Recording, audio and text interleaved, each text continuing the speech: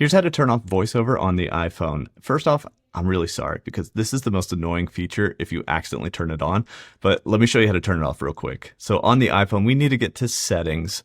Inside of settings, we're gonna go down to accessibility, and it's actually one of the top options in the vision section called voiceover.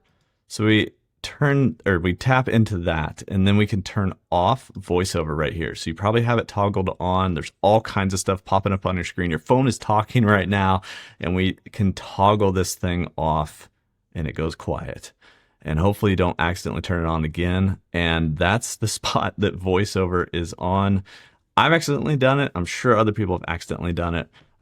This is like that voice to speech recognition, or like how you can navigate your phone by your phone basically speaking all of the options to you, or even like voice to text speaking out loud. So if you had this turned on, I'm sorry, but this is how you can turn it off. Please leave a like on the video, share it with someone else whose phone is stuck in voiceover mode, and I will see you guys in the next one.